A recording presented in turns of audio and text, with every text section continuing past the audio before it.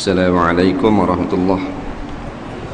Bismillahirrahmanirrahim. Alhamdulillahirabbil alamin wassalatu wassalamu ala asyrafil anbiya wal mursalin sayyidina Muhammadin wa ala alihi wa sahbihi ajma'in. Subhanaka la ilma lana illa ma 'allamtana innaka antal alimul hakim. Wala haula wala quwwata illa billahil aliyyil azim. Qala al-mu'allif rahimahullahu ta'ala wa nafa'na wa iyyakum bi'ulumihi fid dharain amin ya rabbal alamin. Kata pengarang rahimahullahu ta'ala, maka benarlah sembahyang itu tempat menyejukkan mata hati bagi hamba Allah yang arif. Dengan bersembahyang mata hatinya menjadi tetap. Ini suatu ibarat daripada kesukaan, kesenangan dan kesempurnaan nikmat serta kelazatan yang terhasil daripadanya daripada sembahyang, sehingga dapat berpakat dan berjinak-jinak dengan Tuhannya. Tapi dalam keadaan yang berlainan, kerana berlainan martabat, kelakuan dan kedudukan mereka menurut ukuran makrifat masing-masing. Kata pengarang rahimahullahu ta'ala, di dalam semayanglah tempat menyejukkan hati manusia. Maksudnya di sinilah tempat rahsia Allah Subhanahu Wa Taala yang dibukakan kepada hamba-Nya. Kerana semayang dikira munajat kepada Tuhan. Inilah tempat sebenar-benar nikmat.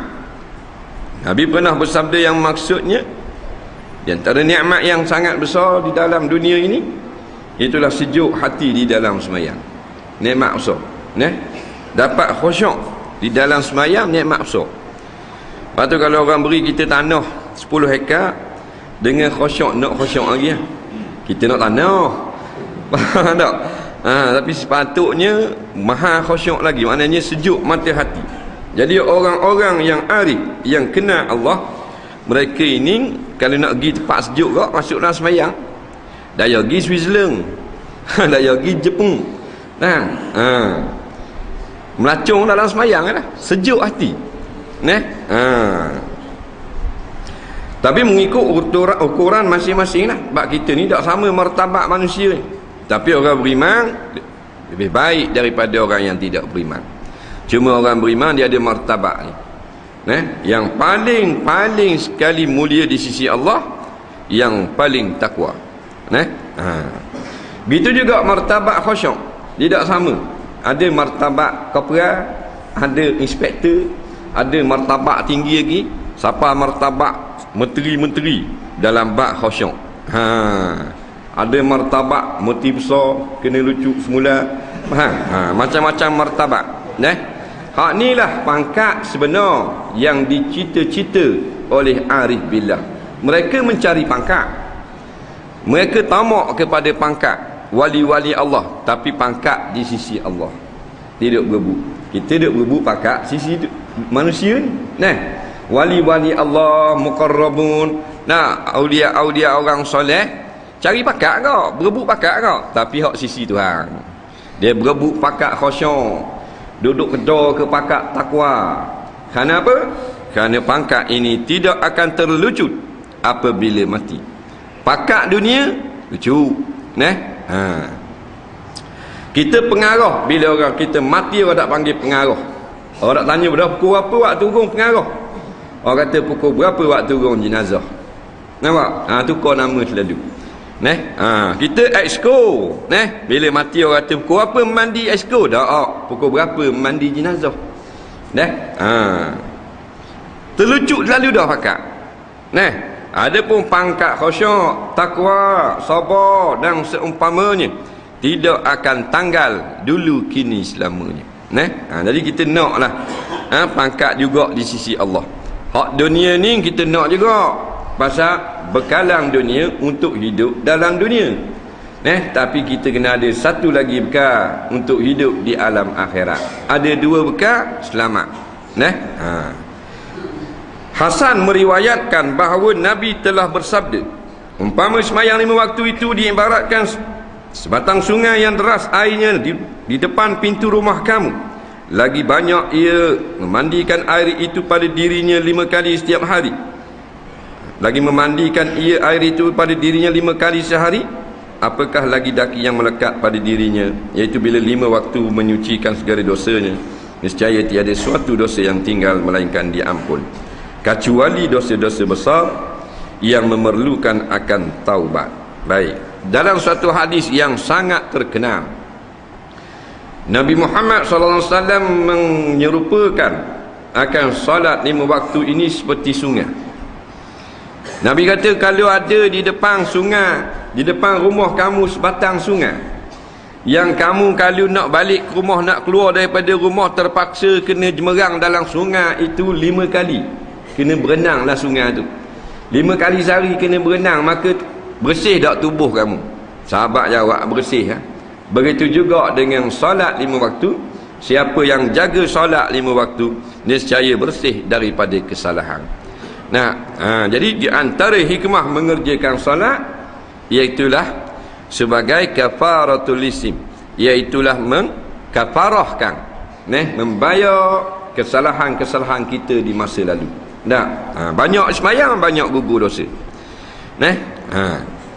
Orang yang banyak semayang, banyak gugur dosa.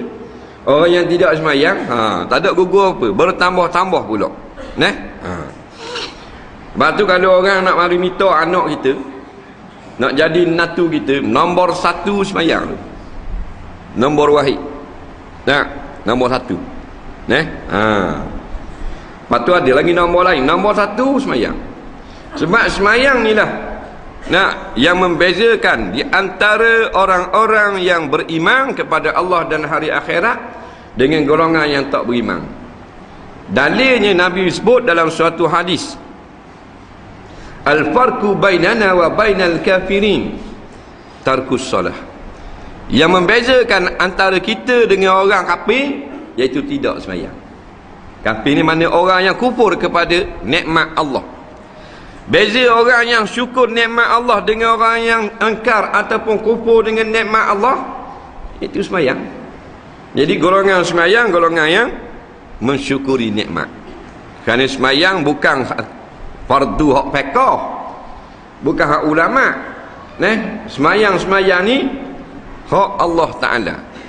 Sebab tu dalam bab 5 waktu sembahyang tak ada mazhab, tak ada khilaf. Bukalah kitab mana-mana pun, dia bab sembahyang 5 waktu sehari semalam, tak ada mazhab. Mazhab ni benda yang ijtihad ulama, pandangan ulama. Sembahyang bukan pandangan ulama. Sembahyang ni kefarduan yang Allah beri pada malam Isra' Mi'raj. Sebab itulah siapa yang tinggal sembahyang, hukuman paling berat, hukuman mati mandatori. Mencuri, Tuhan kata potong tangan. Berzina 100 kotang.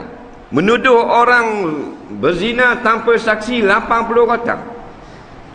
Katanya Rasulullah dah kedarah harak 40 kotang. Meninggalkan sembahyang dihukum mati, kerana tidak layak duduk di atas bumi Allah. Orang yang tidak sembahyang.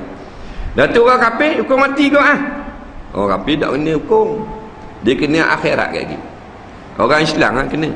Lepas tu ada pula hak bodoh jawab, tidak ada paksaan dalam agama. Kau mandang aku ni orang bodoh. Tak boleh pakai dalil tu. Tiada paksaan dalam agama dengan molek. Dulu kini selamanya pakai hak kita pakai. Pasal kita kata ni bukan ijtihad kita, hak ulama kata. Tiada paksaan dalam agama ni, maksudnya orang yang di luar Islam kita tak boleh paksa masuk Islam. Faham? Dia tak puasa, kita tak boleh nak takak dia. Jabat agama tak boleh gigat. Dia tak bayar zakat, jabat agama tak boleh takak dia, denda dia tak boleh. Ini maksud dia. Dia tak masuk Islam, kita tak boleh nak paksa. Tapi siapa yang telah Islam, dia meninggalkan keparduan agama, maka boleh hukum dia.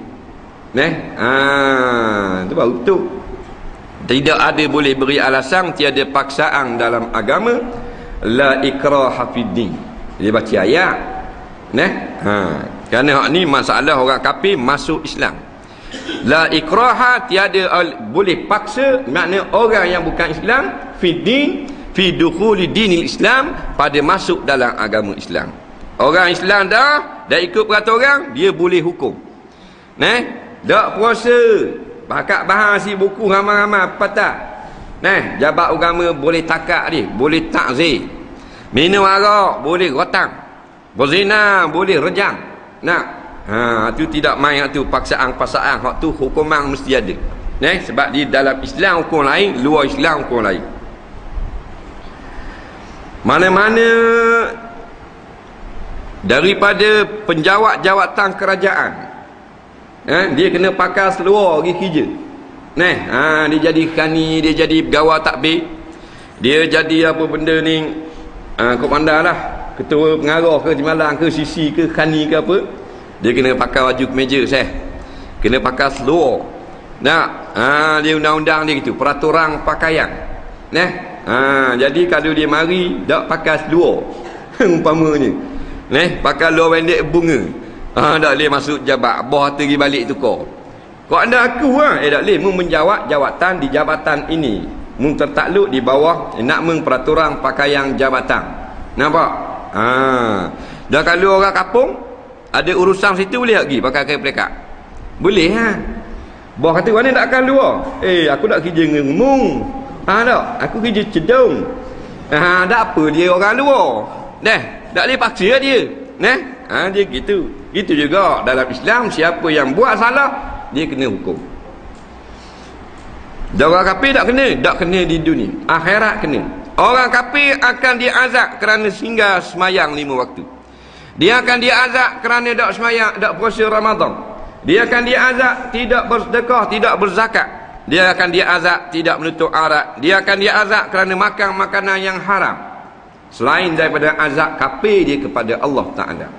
Itu beratnya orang kafir. Jadi kalau semayang 5 waktu sehari semalam, dosa kita makin lama makin sikit, makin lama makin sikit. Tetapi Ubadah bin Samit meriwayatkan bahawa Nabi SAW telah bersabda, Allah memperdukan semayang 5 waktu ini kepada sekalian hamba-Nya. Siapa yang melakukan dengan sempurna dan tidak mengurangkan haknya semayang, maka baginya adalah janji Allah dengan balasan syurga. Siapa yang meninggal dan meringankan hak semayang, maka tiadalah baginya janji Allah itu terpulang pada Allah, sama ada untuk mengasihani atau menyaksanya. Dalam hadis Ubadah bin Samit radhiyallahu an ini jelas menunjukkan meninggalkan sembahyang maka tidaklah jadi kafir. Tak jadi kafir. Jadi kafir ni semua berala, menafikan satu kewajipan. Jadi orang yang tarikus salah kisman, kata ulama. Orang yang meninggalkan semayang ada 2 bahagi. Yang pertama tarakaha kasla. Yang kedua tarakahu imada. Inada. Yang pertama orang yang meninggalkan semayang kerana malah. Yang kedua orang yang meninggalkan semayang inada kerana dia engkar wajib. Jadi kalau siapa yang tinggal semayang kerana malah, dia tahu semayang tu wajib, berdosa tak buat, maka dia berdosa besar, masih lagi beriman di sisi Allah. Kalau mati tanang kubur orang Islam. Yang kedua pula puak-puak ingat, dia tinggal semayang kerana dia kata tidak wajib, maka golongan ini kafir, kekal di dalam api neraka bila dia mati tidak taubat. Inilah dalam hadis inilah jadi dalil meninggalkan semayang kerana malah tidak jadi kafir, tetapi menanggung dosa yang besar. Tiap-tiap dosa dia ada balasan ni. Kerana Nabi kata siapa yang meninggalkan semayang, maka kalau Allah nak seksa, Tuhan capoklah api neraka. Kalau Tuhan tak mau seksa, Tuhan ampunkan dia. Menunjukkan tak syirik. Syirik ini menafikan kewajipan. Adapun dosa kafir, Tuhan tidak akan beri ampun, melainkan dia sendiri yang kena minta ampun.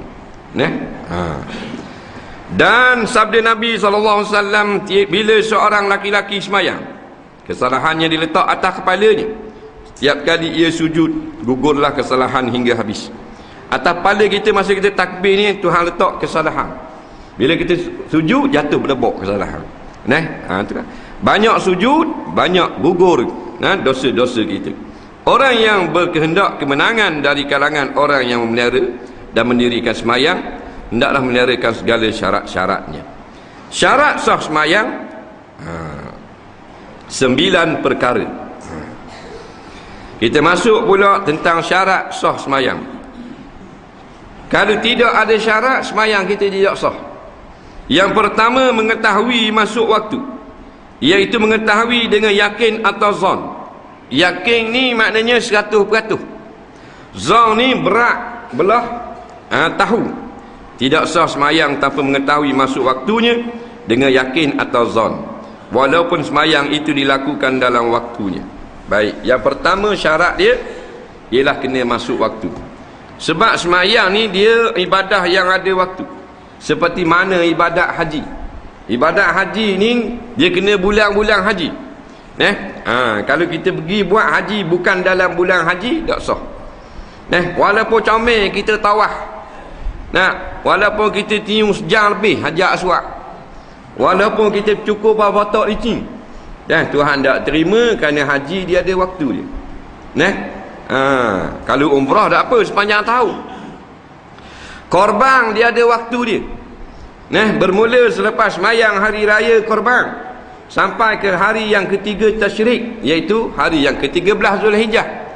Siapa yang korban selepas itu atau sebelum itu tak sah. Dia korban 2 hari belum raya. Dia kata dah benda lembu gebang lah. Dah tak raya lagi, buat apa? Tak. Dah jadi korban. Dah lepas tu boleh makan, boleh makan. Dah jadi apa? Jadi sembelih biasa. Adapun kalau kita sembelih biasa, sembelih sedekah nak pergi makan ke orang masjid surat, hal tu tak ada masa. Ni tak ada masa. Bila-bila masa boleh. Sembahyang dia jenis hak ada waktu. Inna salata kanat 'alal mu'minina kitaban mawquta, kata Allah. Hanya semayang 5 waktu itu adalah kitabah, kewajipan mawquta, yang telah ditetapkan waktunya bagi orang beriman. Jadi bila ada waktu, tak masuk waktu tak sah. Kita nak semayang ni, nak semayang zuhur, masuk tak lagi zuhur, masuk ke tak lagi, biar mayang Allahu Akbar, tak sah. Dia kena kita yakin masuk, ataupun berat belah masuk dah perasaan, barulah sah. Walaupun masuk dah, tak sah juga semayang kita. Masuk dah waktu zuhur, tapi bila kita nak semayang, kita tak tahu masuk ke tak lagi. Kita pergi semayang juga, padahal masuk dah, tak sah juga. Ingat bila nak semayang, kita kena ada perasaan bahawa telah masuk waktu zuhur. Yakin masuk zuhur pukul 8 pagi, tak sah juga. Dah jadi guana, jadi sunat. Kita yakin masuk, pasal zuhur 1 suku, ni 1,5, maknanya yakin masuk. Lepas semayang tengok, bukan 1,5, 11,5. Faham tak? Jawabnya sah tak di semayang ni, Syekh? Sah. Apa tak sah pula? Tak jadi zuhur, jadi semayang sunat. Faham lagi? Kaki masuk zuhur wajib semayang semula. Dia gitu. Ada juga salah tak? Tidur pagi pukul 10 pagi, bangun tu ingat ke zuhur dah. Tak? Dekat-dekat ambil wuduk mayang tu. Pas mayang tengok 10,5. Wah, ni bengong aku gini. Jawabnya tak sia-sia boleh pahala, kerana dia nak mengerjakan ibadah tunduk kepada Allah, tapi tak jadi zuhur. Kerana zuhur Nabi kata kena zawalus syamsi, kena gelincir matahari dulu. Salah tak dosa, sengaja berdosa. Kita sengaja semayang zuhur pukul 11, sengaja dosa. Haram hukumnya. Tapi kalau qada tak apa, kerana qada tak ada waktu. Ada orang kata kalau kita nak qada zuhur dalam waktu zuhur je, tak betul. Ulama telah menetapkan boleh kita qada sebarang masa. Ada pula orang kata kalau masa yang bukan waktu semayang tak boleh qada. Contohnya lepas naik matahari sampai ke waktu zuhur, tak ada waktu semayang, tak boleh qada. Jawabnya boleh. Sebarang masa boleh qada. Sebab bayar hutang ni tak kira masa. Tuhan sedia menerima. Tapi kalau nak tunai, dia ada masa. Time bayar balik, tak ada masa. Dia gitu.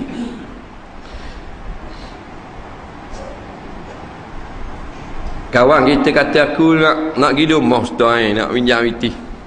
Nak pinjam witi sikit, nak pergi rumah nak pinjam witi sikit. Kita kata mari awal sikit, jangan lewat kan kita tidur. Pasal esok nak pergi Kuala Lumpur awal esok. Dia mari pukul 2:30 pagi, kita marah. Pukul 12 nak mari butang. Pukul 12 malam, khabar dah di mari awal. Esok nak pergi Kuala Lumpur nak talak awal, mari awal sikit Papa Isa mari lah. Pasal dia nak pinjam witi kita. Bukan nak beranak kita. Kena gitu je. Tapi biarlah. Kita khabar dah, mari awal sikit Papa Isa molek.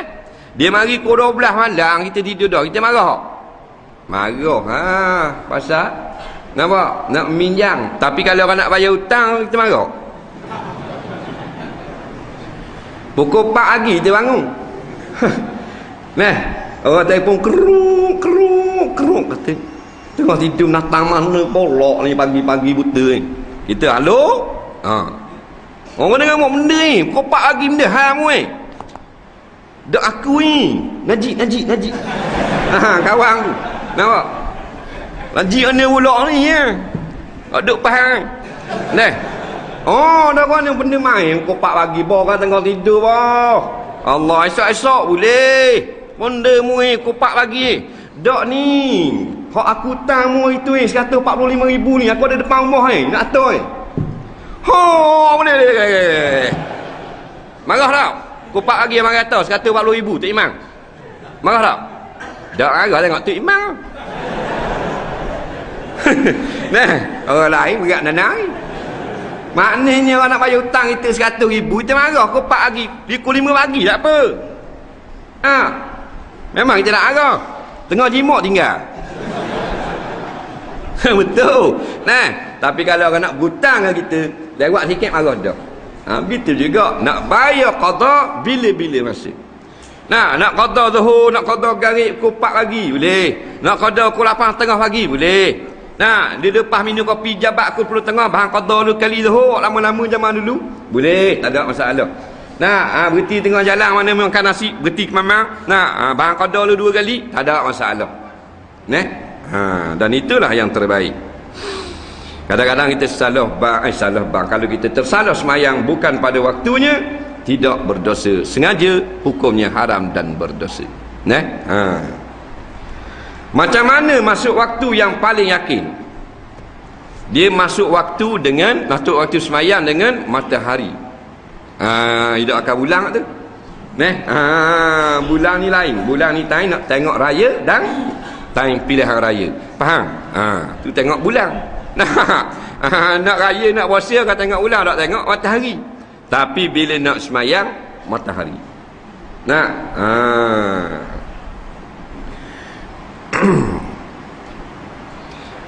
Kita tengok sendiri matahari, maka itu yang paling yakin.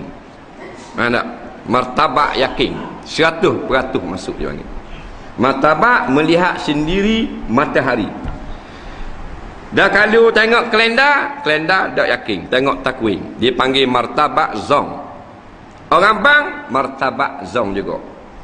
Yang paling tepat kita tengok sendiri. Tenggelamnya bulatan matahari maknanya masuk waktu maghrib. Tenggelam matahari. Ning kaki langit laut lek nu lah, bukan lek nu. Ning matahari. Wak lolok kata tu cawang dah matahari. Ni matahari turun di lek nu, alik jatuh. Kita tengok sendiri kita duduk. Umpamanya kita duduk kalan nambang, nampak tak jatuh. Ada copeng sikit lagi, dak maghrib lagi. Lu hilang aja dia panggil ghurub. Tu panggil ghurub. Kejadian ni dia panggil ghurub. Arab panggil ghurub. Melayu panggil tenggelam. Jadi masa ni dipanggil maghrib. Maghrib makna waktul ghurubi, waktu masa tenggelam. Itu tubik nama maghrib. Jadi bila kita tengok sendiri tenggelam, kita pun semayang maghrib sah. Walaupun 2 minit lepas tu baru bang. Faham lagi? Pasal bang bukan dia tengok matahari, dia tengok jam. Jam tak tengok matahari, jam berpandu pada takwin. Takwin tak tengok matahari, ahli falak dia tukang buat setahun, mana dia akan lari 2 minit, 1 minit, 20 saat biasa tu. Jadi hak paling tepat tengok dengan mata. Nampak tak? Ni martabak paling yakin. Tengok sendiri, guk gelang, masuk waktu maghrib. Kalau kita puasa boleh makan. Jadi Islam ni tidaklah agama yang memayahkan. Dia tak wajibkan kita sekalian rakyat nak semayang garik kena tunggu kalau nambang mereka.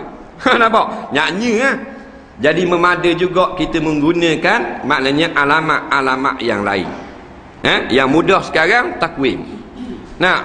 Takwim dia tengok Tok Bila tengok takwim 7 suku. Dia tengok jam ni 7 suku. Dia pun bang. Masuk waktu juga. Jadi siapa yang dengar bang boleh semayang, tak ada masalah. Boleh juga dengan benda-benda yang lain, tak ada masalah. Umpamanya lepas pada maghrib semayang apa semua, dia akan baca Yasin 3 kali. Bila habis 3 kali sama-sama dah masuk waktu isya, maka boleh dia pakai dalil tu.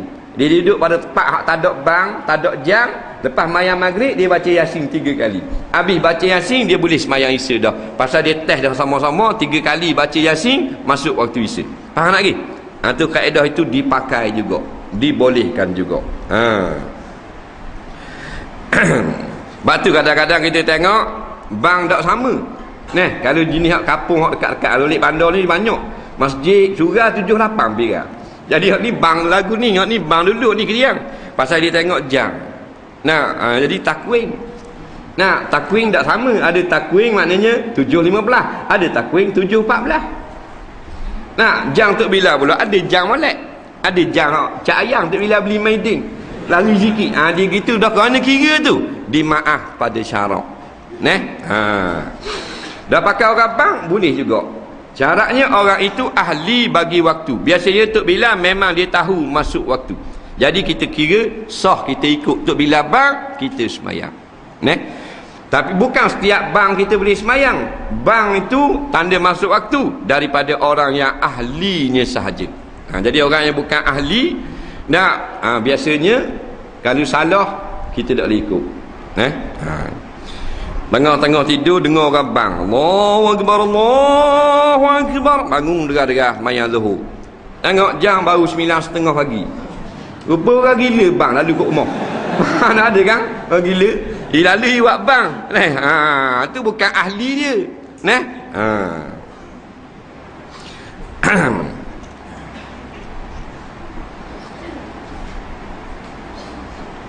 Kalau kita dapat 1 rakaat di dalam waktu, maka dikatakan tunai. Ingat tu. Kalau tak dang serakaat dalam waktu, dinamakan qada. Tak faham itu biar kita winapa. Kita terkejut tidur.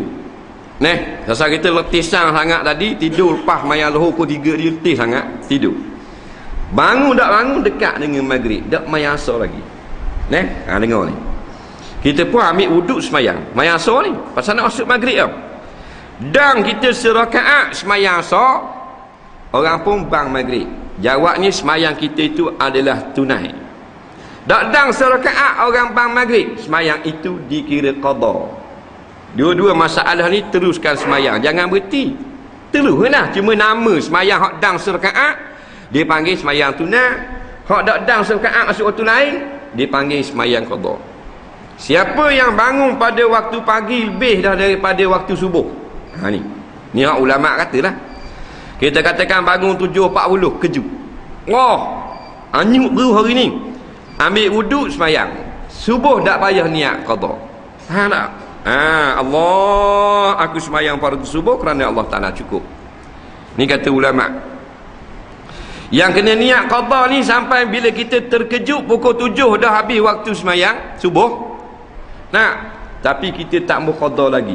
Kita nak qada kat gi pukul 9. Pasal gi hantar anak dulu ni. Faham tak? Nak gi hantar anak sekolah dulu. Nah, kat gi pukul 9 baru qada. Tu kena niat qada. Nampak lagi?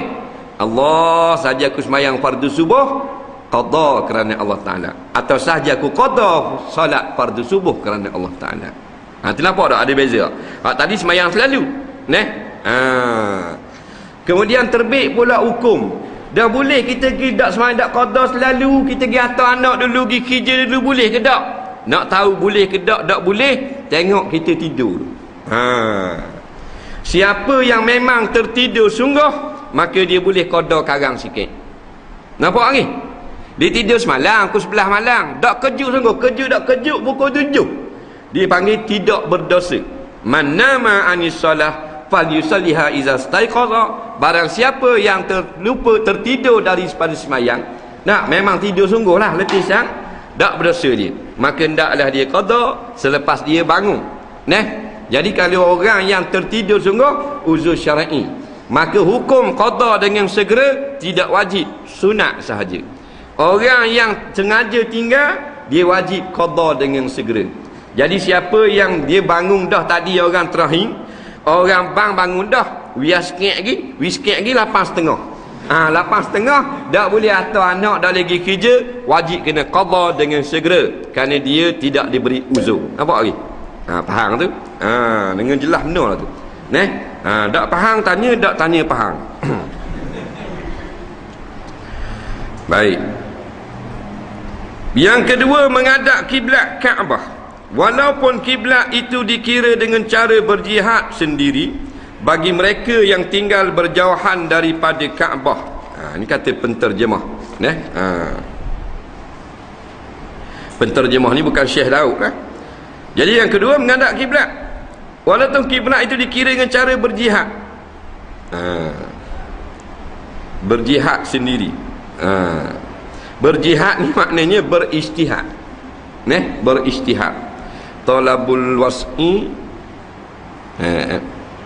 bazul was'i fi talabul maksudi.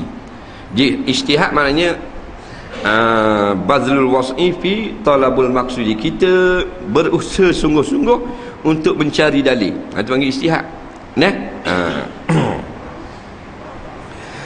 Baik, yang kedua, menghadap kiblat adalah syarat sah semayang. Yang pertama, masuk dah waktu ni. Masuk dah waktu. Menghadap kiblat. Wajib menghadap kiblat iaitu hal tertentu pada sembahyang 5 waktu. Semayang sunat dimaafkan jika di dalam musafir. Dalam musafir. Kalau musafir semayang 5 waktu wajib menghadap kiblat juga. Semayang sunat maaf. Atas duduk kapur ni menghadap kiblat belakang lah. Kiblat ni kenapa? Kiblatun, bahasa Arab Melayu panggil arah. Arah. Kiblat umat Islam iaitulah tempat didirikan bumi Kaabah tu. Bukan Kaabah sebenarnya. Jadi Allah perintahkan penyatuan umat Islam sebagai agama wahid. Kerana wahdaniyahnya Allah, maka kiblatnya juga wahid, kiblatnya satu. Masing-masing kita berarah menghadap kepada arah yang satu, iaitulah kiblat Kaabah tu. Tapi bukan diri Kaabah. Maksudnya kita menghadap pada perintah Allah di bumi Mekah tu, yang sekarang ada Kaabah satu. Sebab kita Islam bukan sembah Kaabah. Takdir kata Kaabah tak ada. Orang kafir mari serang, takdir kata, wak lolok kata. Orang kafir ambil cabut, wak lari kat kampung dia. Faham tak? Wajib juga kita bersemayang menghadap kiblat yang asal, bukan menghadap mereka pula. Sebab hak tu makhluk saja. Sebab kita menghadap ni bukan menghadap batu tu. Kita menghadap ni ta'abudiyun. Kita semata-mata memperhambakan diri kepada Allah kerana Allah perintah. Nampak? Sebab Tuhan kata hadap ke situ, kita hadap. Tak ada utuh dah Kaabah, bahan dibanjir, licin jadi kosong itu. Wajib juga menghadap. Sebab kita menghadap arah ni yang ditentukan oleh Allah. Bapa dia panggil Kaabah? Ka'abun maknanya 4 persegi, bangunan 4 persegi. Nah, kalau orang tanya apakah bangunan yang paling hebat di alam ini, jawabnya Kaabah. Nampak? Tapi tak termasuk dalam 7 perkara yang ajaib dalam dunia. Pasal tu orang kafir buat. Nah, orang kafir buat lain, Taj Mahal, nak pakai rawat tu. Nah, dia memang nak tergelah dengan Islam. Nah, bangunan atau binaan yang paling agung, Kaabah. Jawapan kita wajib kena jawab Kaabah. Kalau kita jawab hak lain dulu, tak sempurna iman kita. Ni ulama pesan. Binaan yang paling hebat, nak Kaabah. Sebab apa binaan Kaabah paling hebat di atas muka bumi? Dah hak lain tak hebat. Nah, KICC ke bangunan apa hebat juga. Ni paling hebat. Nah, sebab apa? Mengatasi hak lain. Hak lain-lain tu, hak kita duk tengok dalam dunia tu, tempat-tempat menarik hebat-hebat bangunan tu, itu adalah manusia buat. Hak ni yang buat adalah orang yang paling hebat dengan perintah Tuhan yang paling besar. Nah, sebab apa lebihnya Kaabah? Kerana diperintahkan oleh Allah suruh buat. Inilah masjid yang pertama di atas muka bumi. Orang tanya, ya Rasulullah, ayyuma masjidin, ainal masjid awal, manakah masjid yang pertama? Nabi kata Masjidil Haram haza, masjid haram ini. Nampak? Summa Masjidil Aqsa, kemudian Masjid Aqsa. Nampak? Masjid di Palestin. Jarak Nabi kata antara Masjid Haram dengan Masjid Aqsa bina 40 tahun. Nah, kenapa Kaabah ni hebat? Kerana Tuhan yang perintah. Dan lagi pula kerana dia dibina oleh 2 orang kontraktor yang paling hebat, iaitulah kontraktor yang bernama Nabi Ibrahim dan Nabi Ismail alaihi wassalam. Hak lain siapa buat? Kontraktor British buat KICC. Faham? Kontraktor British buat hak bangunan di China tinggi. Kontraktor Amerika buat bangunan di Abu Dhabi hak tinggi-tinggi. Nah, piramid Firaun buat kontraktor. Darat cerita Firaun. Nah, ni kontraktor dia yang tukang bina Nabi Ibrahim, Nabi Ismail. Dah ada lebih. Tak? Diceritakan pula cara bina dalam Quran. Maka wajib dah kita semua orang Islam kena beriktikad binaan yang paling agung, bangunan Kaabah itulah. Nah, bukan hak ada ni tu waktu campur beki-beki dengan orang Kedian. Nah, hak asal tu. Nah, tapi hak bah sekarang pun dia tetap mulia kerana atas tapak asal hak begitu telah mulia. Nah, kita duk nampak hak kat lain lebih, tak nampak hak kita lebih. Berat orang Islam ni. Kalau orang tanya manakah kota yang paling hebat, kota Mekah. Nampak? Kena jawab kota Mekah. Kalau kita jawab kota New York, tak sempurna iman. Nah, kalau kita jawab kota Tokyo, balik awal kita. Mu nak pergi Tokyo, mu nak pergi Jerman, mu nak pergi Mongolia, tak salah. Nah, melacunglah nak pergi mana, dah mu banyak piti. Nah, tapi pegangan kita, kota yang paling hebat, kota Mekah. Sebab apa? Kerana Allah berkatkan bumi Mekah. Nah, Allah berkatkan dia. Sebut di dalam Quran. Nah, kalau naik 250 km di atas langit, 250 kilo jauh dah. Nak bangunan lain tak nampak, Masjidil Haram nampak, Kaabah nampak, KICC balik awal, Masjid Kristen gelap gugu. Faham tak? Dia tengok dalam internet, dia ambil 250 km pukul gambar bumi bulat, ambil di Saudi Arabia, nampak lagi, nampak bangunan Masjidil Haram. Itu hebat. Nah, hak Islam hebat kali. Nah, New York baru lagi tahun 1700 bina. Nah, rumah 2-3 hotel. Tahun 1700, mana 300 tahun baru. Nah, Kaabah, Masjidil Haram, kota Mekah, Kaabah. Kerana apa lagi dia hebat? Kerana di situlah dilahirkan Nabi akhir zaman, kekasih kita Muhammad sallallahu alaihi wasallam. Nah, jadi wajib menghadap kiblat. Wajib ini dengan 2 cara. Yang pertama, wajib betul-betul dengan yakin. Yang kedua, wajib dengan cara istihad sahaja. Gayuk sikit pun tak apa. Yang mesti beradab betul kalau reyak tak sah orang yang nampak Kaabah di depan mata. Contoh orang yang semayang di dalam Masjidil Haram. Dia masuk Masjidil Haram, duduk bawah tu nampak straight Kaabah. Walaupun belah luar, boleh nampak Kaabah. Dia besar kan? Jadi kalau nampak Kaabah, kita pun reyak dada tak lari sikit pada Kaabah, tak sah. Pasal apa? Mudah dah depan mata. Kena sama dengan dada. Naik atas bumbung tekak 3. Kalau semayang belakang tak nampak semayang depan kat beranda dia tu nampak Kaabah. Wajib kena betul dada ni. Semayang atas bukit, bangunan-bangunan, rumah-rumah dalam kat lembah keliling kota Mekah tu bukit tapi rumah orang saja, bangunan flat lah. Buka tikat nampak Kaabah. Mayang di balkoni ke apa, wajib kena betul dengan Kaabah. Yang kata yang maaf kalau reyak, kita hak tak nampak Kaabah ni. Sama ada duduk di Madinah, duduk di Taif, duduk di Iraq, jauh lagi duduk di India, jauh lagi kita Malaysia darat cetong. Faham tak? Maka tak wajib kita betul-betul sampai ke Kaabah. Kita tak boleh dengan jalan yakin, kita dengan jalan ijtihad. Mana ijtihad? Guna kompas. Kompas dia bukan yakin. Dia hampir betul. Boleh guna bintang, tengok bintang. Tengok bulan. Dia ada dalam setahun 2-3 kali bulan pada sekian jam duduk atas Kaabah. Dan gitu juga matahari, biasa bulan 7 ataupun bulan 8 dia akan khabar matahari pada kalau di Terengganu ni sekian hari bulan matahari pukul 5:30 petang duduk atas Kaabah. Kita 5:30 kita tengok tu dah arah. Faham tak? Tu cara dia tu panggil cara zanniyah, menggunakan ijtihad. Hak tepat sekali orang hak mengadap sungguh dalam Masjidil Haram, tak lari sikit dia. Batu kalau lari sikit-sikit jangan balah. Kita naik atas bangunan tinggi, kita tengok kapung surau 5 nautik. Arah Kaabah tidak sama. Hak ni gini sikit surau ni. Surau ni gini sikit.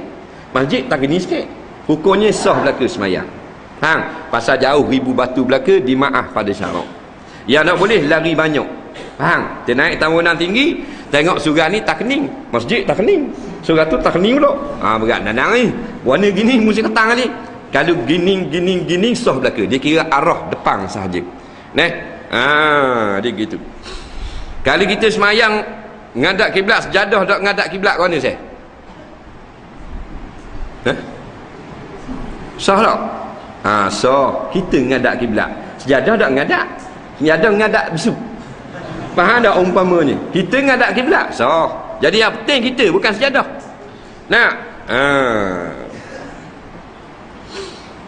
Tanah orang ngadap kiblat, tapi tanah, kambu siap batu nisan rayang. Boleh tak lagi? Boleh tak? Boleh batu nisan tak ngadap kiblat. Nak mayat dalam tu ngadap kiblat. Mayat duduk gini dah, batu nisan buka ni sikit, kat ni sikit. Rayang pula. Tu tak ada masalah. Hak ni wajib ngadap kiblat. Batu nisan musim tak laut pun tak apa. Orang tu wajib ngadap kiblat. Dia gitu. Jadi kalau kita ijtihad, duduk dalam hutan atau duduk di laut, kopas kosong. Dah kopas bagi, je bagi. Mudah punah Jadi kok mana ni? Matahari tak nampak, mendung belaka dah. Pakai semayang kok mana-mana, tak sah. Dah lagu mana? Dia kena cari dalil. Faham? Kita kena ijtihad dia panggil, cari dalil biar berasa sedap belah ni. Walaupun tak betul, hukumnya sah semayang. Pasal kita tidak ada apa benda ni sumber lagi nak tengok. Matahari tak nampak, jam pun tak ada dah, kopas pun rosak dah. Nak semayang mesti kena bubuh dulu dalam hati, belah ni ke sedap belah ni. Berat belah ni.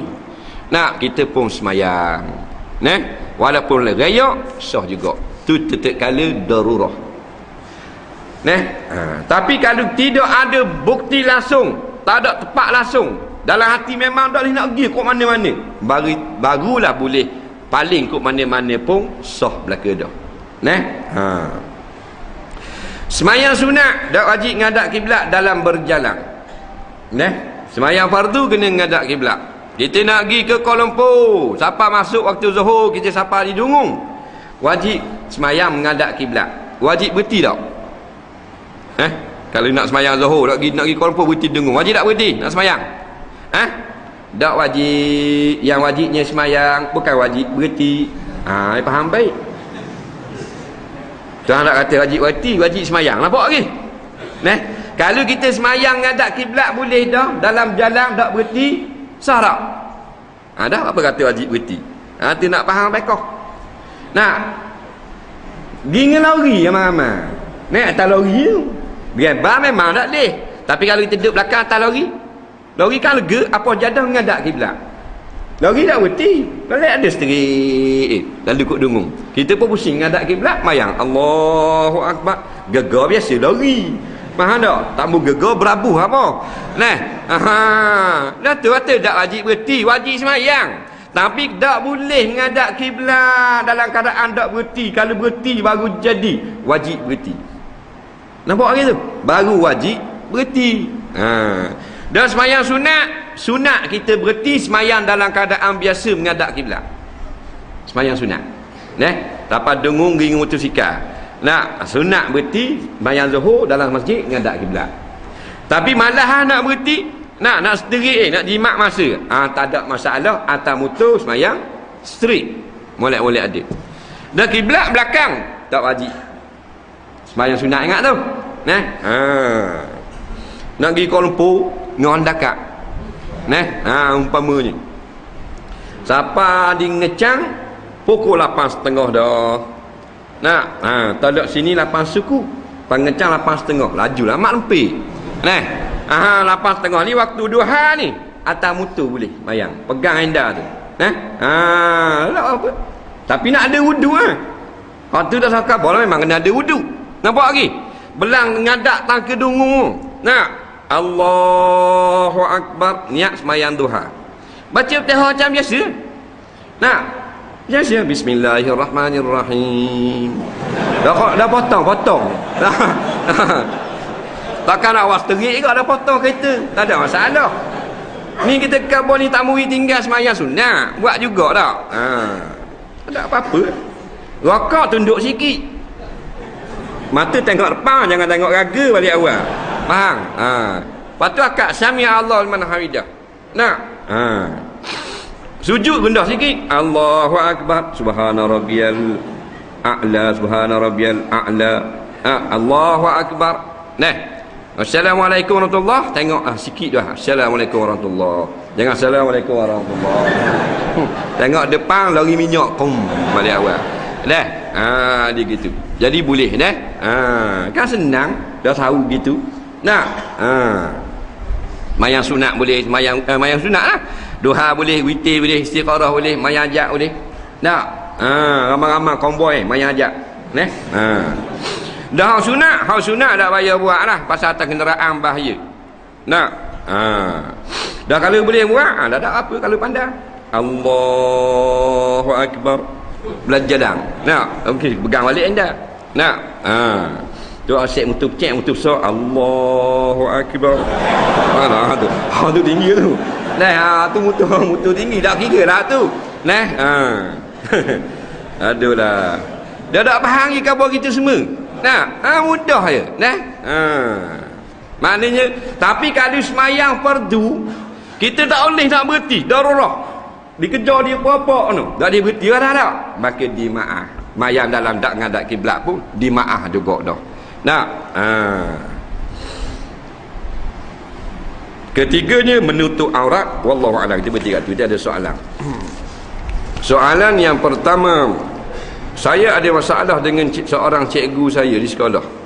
Cikgu ni dulu dia baik dengan saya, tapi selepas dia tertengok saya buat sesuatu yang nakal, iaitu saya ambil tali leher saya dan saya libah kat kawan saya. Masa tu cikgu tu tengok saya buat macam tu. Lepas peristiwa itu dia tak tegur terus dengan saya. Dia buat sombong dan ada sekali saya beri salam tapi dia tak jawab. Saya tertekan dan saya buat sombong balik ke dia. Apa hukum dia buat sombong? Selalu gitu. Dan saya buat sombong attack kat dia. Jawabnya dua-dua tak pakai belaka. Cikgu pun tak betul juga. Dia gurang dengan kawan dia, ambil tali awak libah gitu. Gitu saja cikgu siapa tak mau tegur dah. Dia kita gini, kalau kita nak menghukum seseorang, kita kena beritahu dulu kesalahan. Nah, lepas tu dia ada mahkamah kena jatuh hukuman tu, dia beritahu kesalahan kamu begini. Kita nak bahang anak kita pun, kita kena khabar dulu salah ni. Dia tak boleh bahang kapok lagi. Anak bingung tak tahu. Balah anak buat salah sungguh tapi tak nampak apa kena hang. Dia kena khabar dulu, ni tahu salah dia. Nah, begini baru sah, baru betul, baru jadi molek. Ni pakai dak tegur gitu saja. Kadang-kadang benda yang kecil kita ikut nafsu jadi besar sangat. Dia pula ni kerana gitu dak kita tanya cikgu, minta maaf lah gitu kalau ada wak tak kena dah, dia murid kan. Dia pun wak sombong atek ke cikgu. Mana boleh. Ni padang main lagu tu. Jadi kena betul semua lagi tanya cikgu tu benda masalah. Kawan saya berkahwin yang mana si perempuan termengandung. Termengandung ni mana pula? Tak sengaja lah. 6 bulan dan masih akad nikah, si perempuan itu menggunakan kad pengandalan adiknya.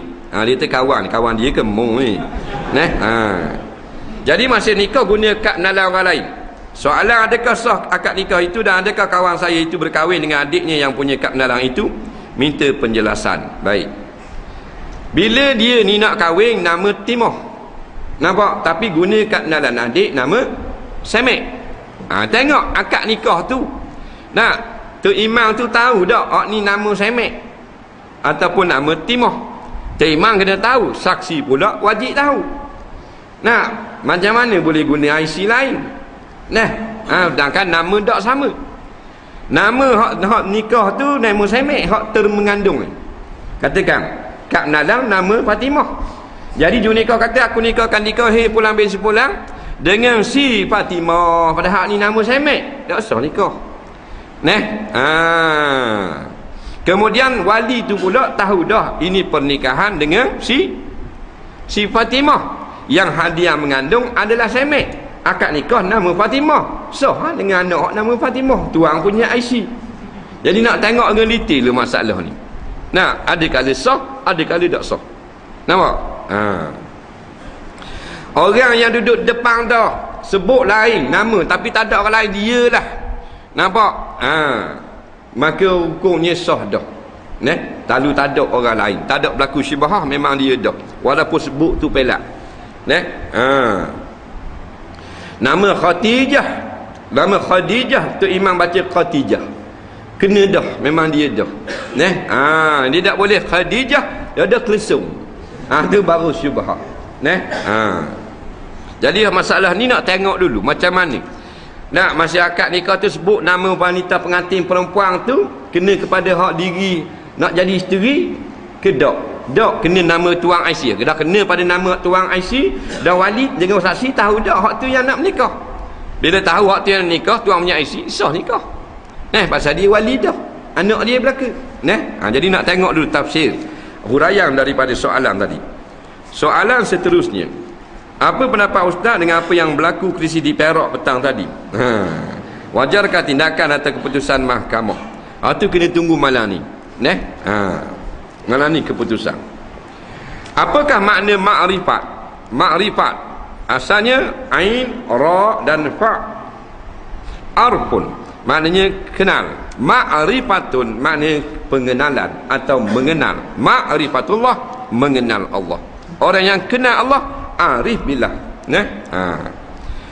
Berkenal-kenalan, ta'aruf dia panggil. Jadi makrifat mengenal. Mengenal apa? Mengenal Allah, mengenal Rasul, mengenal agama. Macam mana hukuman atau si'am bagi manusia yang sengaja menengok-nengokkan solat pada hari kiamat dan di neraka nanti? Dalam Quran disebut dengan jelas pada penghujung juz Amma, wailul lil musallin, neraka wail untuk orang yang semayang, allazina hum an salatihim sahun, iaitu mereka yang melambatkan semayang sampai habis waktu. Dia semayang tapi habis waktu barulah dia semayang. Orang bang maghrib semayang asar, orang bang isya semayang maghrib, sengaja. Inilah satu tempat dalam kitab tafsir Ibnu Abbas, dia kata wail satu wadi, lembah, lubang dalam neraka. Di sinilah orang-orang yang sengaja semayang dalam waktu yang telah habis. Nah, ada pun golongan yang tidak semayang, dia tak duduk dalam wail, dia duduk di dalam neraka nama saqar. Kerana firman Allah dalam ayat yang lain, ma salakakum fi saqar. Malaikatkannya, apa yang sebab kamu duduk dalam neraka yang sangat panas ini sampai keluar api daripada hidung. Hidung ni tepi api panasan. Nah, Allahu Rabbi, panas sungguh. Jawab mereka itu, kunna lam nakum minal musallin.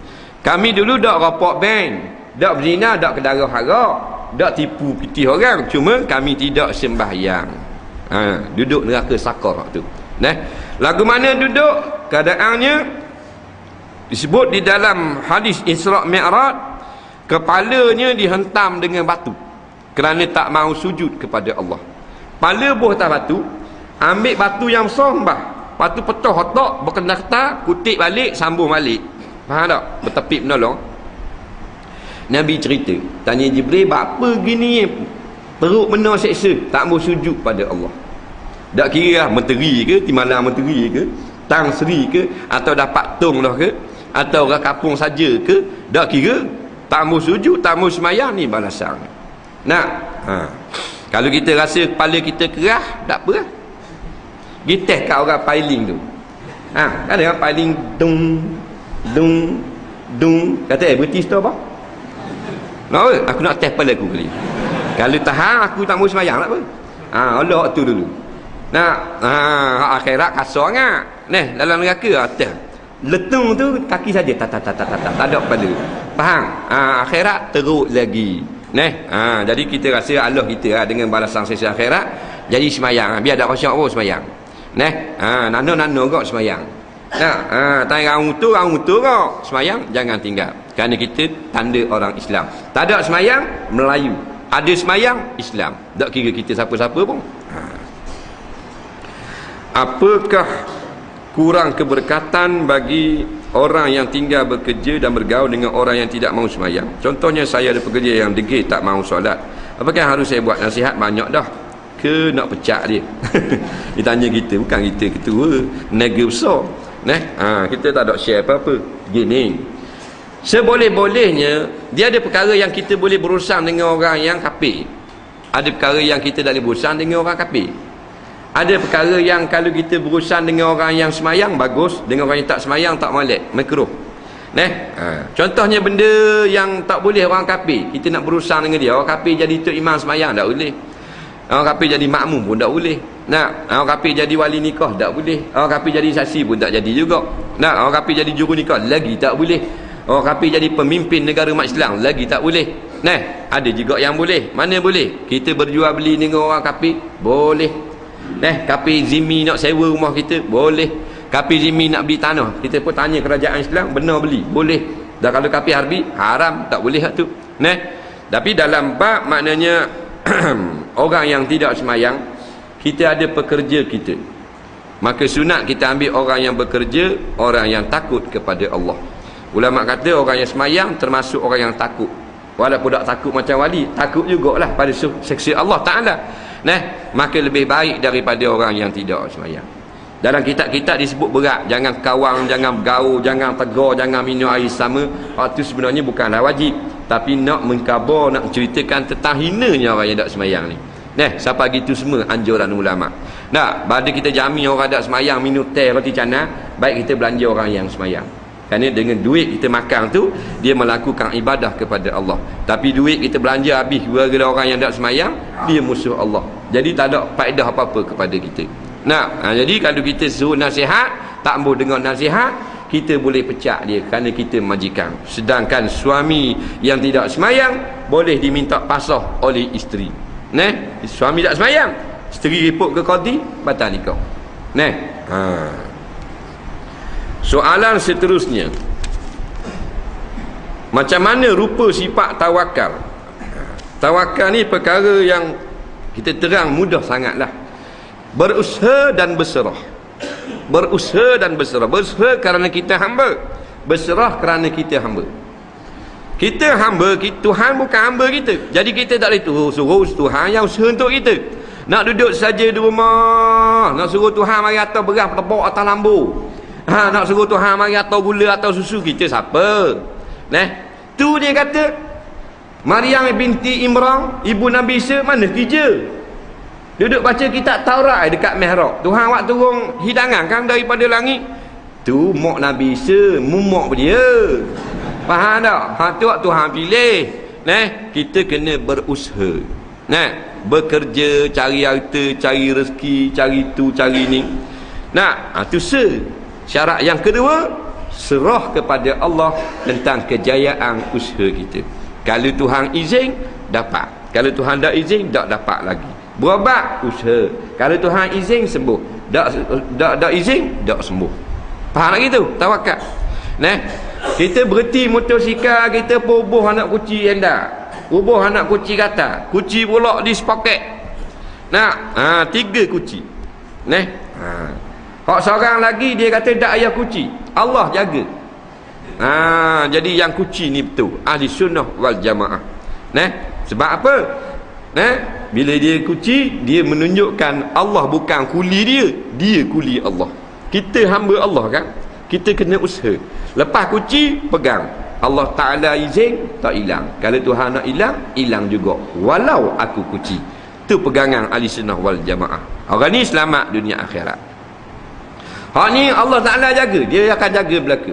Kalau Tuhan tak mau hilang, tak hilang kau, walaupun aku tak kucing, maka aku tak payah kucing hari ni. Tu bukan tawakal, tu restoran tawakal.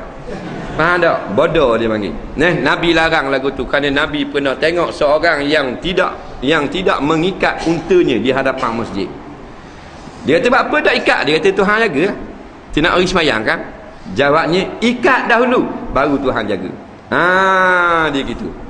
Baru betul. Tapi ingatlah bila kita berusaha, jangan pegang di usaha. Allah belaka-lakanya. Katakan kullu min indillah, semua daripada Allah. Kita buang anak kucing rumah kita pasang grey, pasang dengan kamera litar, bubuh kucing pula di mangga situ sini dalam rumah, macam-macam kucing. Bubuh jaga pula anjing 2 ekor di dapur. Kemah dah usaha, comel dah tu. Betul dah dengan syariat. Hakikat kena ada. Allah belaka yang jaga. Semua ni adalah makhluk belaka. Faham tak? Kalau Tuhan kehendak, selamat. Tuhan tak kehendak, tak selamat. Baru jadi ahli sunnah wal jamaah. Yang banyaknya ahli punah. Bila dia beli alang kereta hak mahal 2-3 ribu, dia yakin orang curi tak boleh ambil kereta dia. Orang ni syirik. Ni rasa ahli punah dia panggil. Bukan murah. Kalau yang bakal 300.5 alang kereta aku 4,000 memang dah hilang punya. Hak tu dia panggil sek-sek Mu'tazilah. Dia pegang dengan usaha dia. Atau golongan Qadariyah yang lebih sesat lagi. Kita tak salah. Kita guna elang, guna apa, guna kucing. Besar karet telaga kucing. Besar ada motor, tak apa. Kita pegang dalam hati Allah yang jaga. Ada tak orang dia kucing rumah, bubuh mangga apa semua, masuk orang curi, licin barang? Ada? Ada? Kita tak ingat nak kucing itu, tak masuk orang curi. Ada? Ada tak? Tak ingat nak bawa pergi rombongan atas panjang 2 hari tak tutup pintu apa dah gaduh-gaduh kali JKK mari turun. Tak? Tak ingat nak kunci pintu dapur, tak ingat pintu putih depan, tak ingat sungguh. Bawa capai beg bro naik bah ramai-ramai. Balik tengok kekek belakang dengan pintu apa? Tak hilang berasa pun. Pitih 200 ya bagi baru ni Waisan ada malah ada atas TV. Tak ada orang curi sikit pun. Ada berlaku gitu? Ada? Cuma atas meja dapur kambing 2 ekor. Mana nak naik masuk dengan ayam-ayam tu lain ya, tak apa tu. Ayam nak curi TV. Yang banyaknya bila kita kucing hilang. Tu mesti model baru hilang. Honda ekor model baru. Anak kucing mahal dia kacil. Hilang juga. Bubuh dalam bank hilang. Orang bank curi. Lepas tu tempat tu dia masuk mana? Masuk dengan internet. Tek bahan masuk dalam akaun dia. Itu dah uka. Faham? Bubuh barang dalam gudang, jaga bahan dia jaga. Nampak? Jadi semua tu nak menunjukkan kepada kita usaha kita tidak memberi berkah. Allah Ta'ala yang jaga. Sebab tu kita tawakal, kita berusaha, kemudian serah kepada Allah. Kalau tak serah, maka jadi Mu'tazilah, kita rosak. Apakah yang selalu ingat pada Allah? Apakah orang yang selalu ingat pada Allah dan sentiasa mengharapkan pertolongan Allah dari sekecil-kecil perbuatan hingga sebesar-besar perbuatan dipanggil tawakal? Macam tadi dah kita faham dah. Bukan mengharap saja tanpa berusaha. Kerana Nabi juga berusaha. Waktu Nabi, kalau nak kira dia Nabi Rasulullah. Nah, malaikat jaga sama. Kenapa Nabi bila dia berperang dia pakai baju besi? Baju besi ni maknanya kalau tikam lebih kurang tak lu ah. Kalau tetap no kuat no barulah lu. Nah, babi pakai baju besi. Menunjukkan Nabi nak ajar kita supaya bertawakal. Usaha tu ada. Nah, kalau nak kira kalau Tuhan pelihara kita tak payah baju besi, dia pakai singlet je Nabi. Piang main. Pakai baju besi. Nah, mana usaha kita kena usaha duduk dalam dunia. Nah, Matu Nabi, Sayyidina Umar, Sayyidina Usman, Sayyidina Abu Bakar, Khalid bin Walid, kuda dia mahal sekali. Tapi dah akan kuda komang masa pergi perang. Pasal ni untuk perjuangan. Nah, untuk tolong Islam. Padahal Nabi umur lebih kurang, tapi kuda hak mahal sekali. Hak molek sekali, hak laju sekali, hak baikan sekali. Nah, batu kena faham konsep Islam. Nah, usaha kena ada. Nah,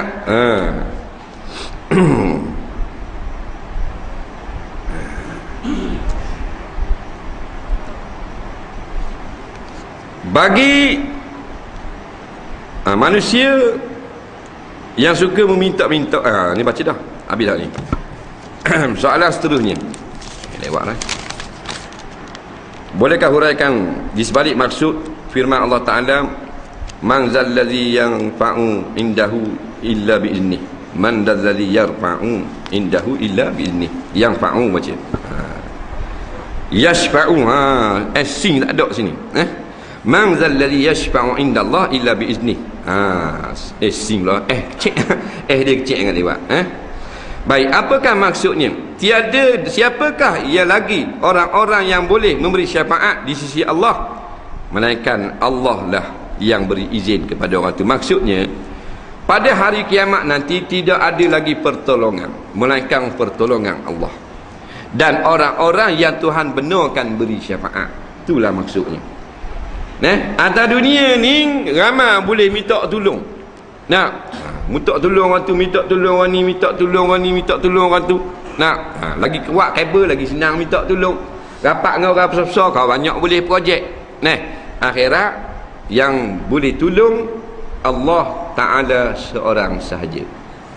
Dan orang yang Tuhan beri kepada dia izin boleh beri syafaat. Yashfa' makna memberi recommend. Maka sebut di antaranya dalam satu hadis, yashfa'u yaumal qiyamah salas.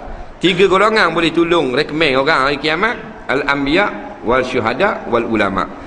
Nabi-nabi, ulama-ulama dan golongan syahid, syuhada.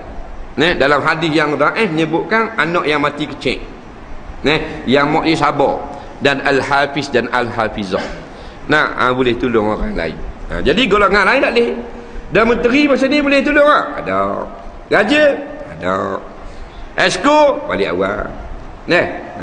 Jadi orang yang Tuhan izin saja. Jadi Allah boleh tolong, dan orang-orang yang Tuhan izin boleh menolong. Orang mati syahid sebut dalam hadis, dia boleh syafaat 70 orang keluarganya masuk syurga. 70 orang boleh agak tolong, minta tolong Allah hapuskan dosa, maafkan kesalahan. Apakah benar Nabi tak galakkan musafir perang pada bulan Safar? Yang terbaru saya dengar dia kata tak molek kahwin, buat rumah dalam bulan Safar. Apakah sebab timbul fitnah ini? Jawabnya tak benar. Tak boleh buat rumah bulan Safar, tak boleh kahwin bulan Safar. Tidak ada pun waktu-waktu yang dilarang buat majlis kahwin dan sebagainya. Cuma kata setengah ulama, makruh kita berkahwin, buat majlis kenduri kahwin di bulan Ramadan. Ada dalam Ramadan kahwin pakai tak ada jamu ada. Klik-klik orang bagi tengok, lepas tu balik order gitu. Dia nak makan tak boleh puasa. Jadi buatlah pada bulan lain. Jadi bulan-bulan mana tak ada. Ini kepercayaan karut belaka. Nak bulan Rabu. Bulan Safar hari Rabu. Sialah gitu begini, tak ada. Manusia yang sia, yang tukang reka. Kedua belah bulan Allah Ta'ala ni mulia belaka, tak ada masalah. Cuma adanya ibadat-ibadat tertentu dalam bulan-bulan yang tertentu. Tidak ada sia, tak ada. Keberkatan tu ada, melebihi satu atas satu yang lain. Hak sia tak ada. Yang sia manusia tu sia, dia yang tukang buat percayaan karut ni. Nah, jalan tengah jalan, siapa nak tubik kat rumah dah, bewok ni tak, cucu kau nak balik, tak apa, dia kata sia. Apa bewok ni tak, bewok dah sia, mu sia. Faham tak? Pegang itu karut, tak ada masalah. Amalan suka belanja orang makan akan dimurahkan rezeki kita. Kalau belanja rokok, sama tak? Takkan sama boh. Makan benda yang memberi faedah, rokok benda tak ada faedah. Kawan saya ni ke saya sepasang kasut. Kasut ni datang daripada ayahnya yang bekerja di PLKN, yang ada banyak lebih. Lepas tu ustaz kata tak boleh pakai sebab bukan hak milik, tapi kasut tu telah saya gunakan. Kalau nak beri balik jadi macam mana? Saya kena bakar ke atau terus pakai? Gini. Bukan kita kata haram mutlak. Ayah dia kerja kat PLKN, jaga keng PLKN. Banyaklah kasut-kasut untuk orang kawat apa semua. Nah, jadi kemungkinan ambil tanpa kebenaran, dia hak kerajaan. Nah, jadi hak kerajaan atau hak syarikat, orang yang jaga situ amanah, dia pergi ambil kasut tu balik bagi anak-anak, tak boleh Tapi kalau syarikat dia kata hak ni lebih ni memang ambil rawak syarikat bagi kawak lah pasal ni tak pakai ni. Bukan kita salah beli ni. Tu boleh pakai, tak masalah tu kena tengok detail tu dulu. Cuma kita jalan tu atas jalan rolek. Dia bawa balik tu pasal dia jaga store, dia bawa balik. Tu tak boleh Jadi dia kata nak buat mana boleh bakar, kita pulang balik kalau benda tu hak. Lepas tu dia tanya lo kawan tu, ayahmu ni ambil senyap-senyap ke memang ayahmu ni memang dia orang beri ke dia? Orang jabat beri dah ke dia? Tak nak pakai. Dia kata dah, biasa ayahku tekmu sebulan se. Tu tak boleh Ada seorang lelaki hamba Allah, dia suka menolong. Dia suka menolong dari kedai kopi. Suka menolong ke benda ni?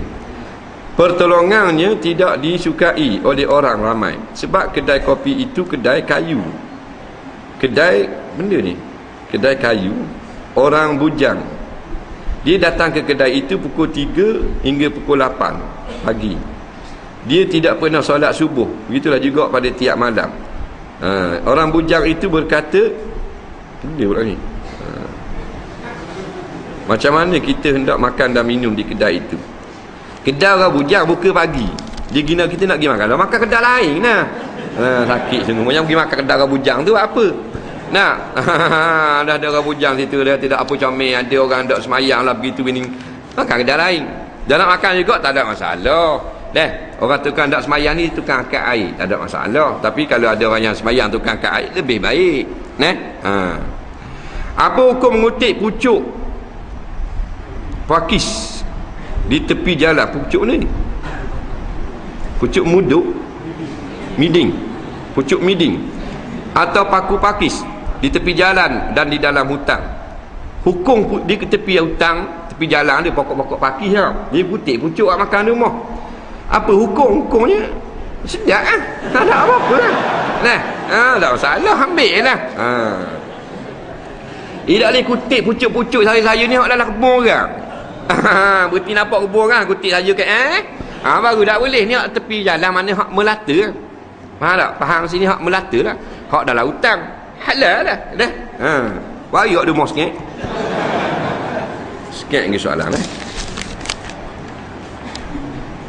Apakah dikatakan solat hormat waktu? Apakah syaratnya yang membolehkan kita solat hormat waktu? Apakah kena ada wuduk dan tutup aurat? Minta ustaz beri contoh solat hormat waktu yang wajib diqadha dan yang tidak wajib diqadha. Apakah yang dikatakan solat farjal? Bilakah waktunya? Apakah kelebihannya? Duit yang kita beri kepada orang yang hendak pergi Mekah, adakah kena niat sedekah ke atau hadiah? Baik. Dia kata solat hormat waktu, buat contoh. Banyak sangatlah solat hormat waktu ni. Kita buat contoh dalam kehidupan kita yang berlaku sama. Ulama-ulama contoh dulu, tak ada pakaian, telanjang dan sebagainya. Lepas tu jarang berlaku. Kita jam dalam kereta. Kita jam dalam kereta, siapa di Jambatan nak balik ke Gong Badok, nak balik Muh Bini. Kita tolak siapa di Jambatan 7.30. Garib pukul 7, setengah jam dah lain. Masih ada lagi 45 minit. Golek tayar. 8, 10, 5 minit lagi, 10 minit kita masuk Isya, baru siapa ke Duyung Kecik baru. Jam jalan ni. Maka kita wajib menunaikan semayang di dalam kereta. Tak tunai masuk waktu Isya, berdosa. Faham ni? Dia panggil semayang apa tu? Semayang hormat waktu. Bila kata hormat waktu? Bila tidak ada syarat sah semayang. Kalau ada syarat, tak panggil hormat waktu, semayang betul dah. Faham tak? Jeng dalam kereta, nak tinggal kereta balik, nak lari ambil wuduk, takut orang jalan, marah dia orang pula. Nak sakok situ. Nak tunggu pakai habis dah waktu lagi. Nak semayang wuduk tak ada.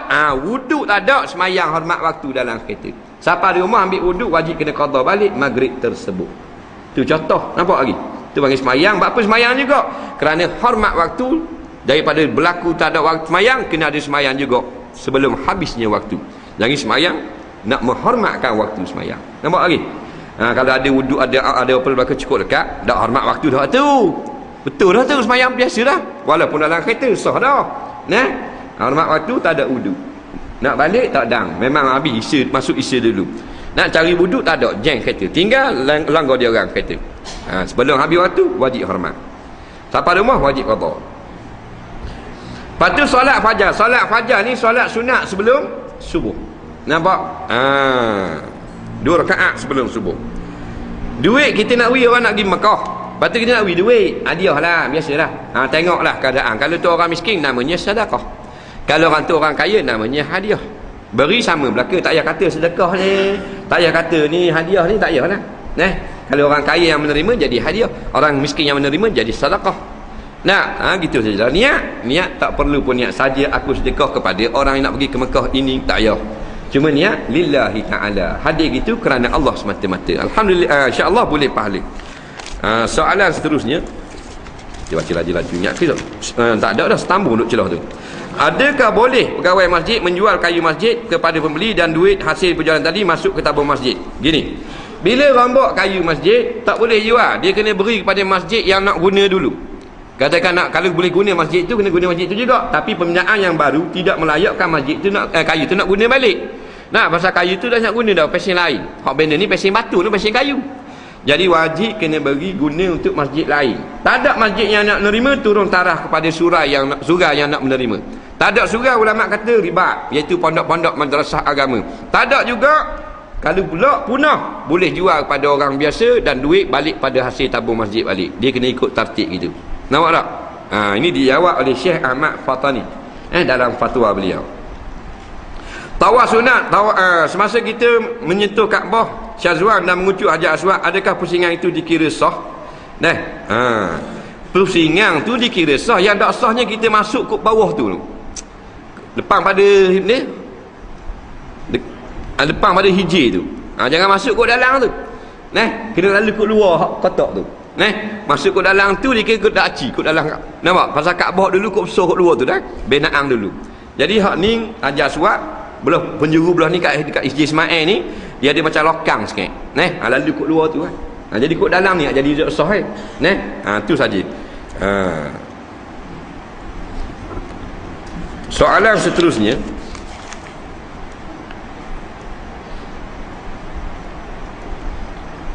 terangkan itikad yang sebenar. Contohnya api yang bertindak, yang bersifat panas dan boleh membakar.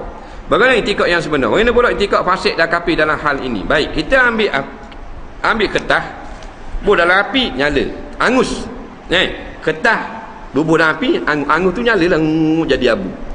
Jadi gini, Allah jadikan api itu sabab bagi menghanguskan kertas. Musababnya kita ambil kayu, bubuh dalam api. Yang menghanguskan bukan api, yang menghangus ialah Allah Subhanahu Wa Taala. Cuma kita kata hanguslah kertas sebab masuk di dalam api. Hak tu benar akidah kita, tak salah. Tapi yang kita intikad, Allah yang memberi hangus.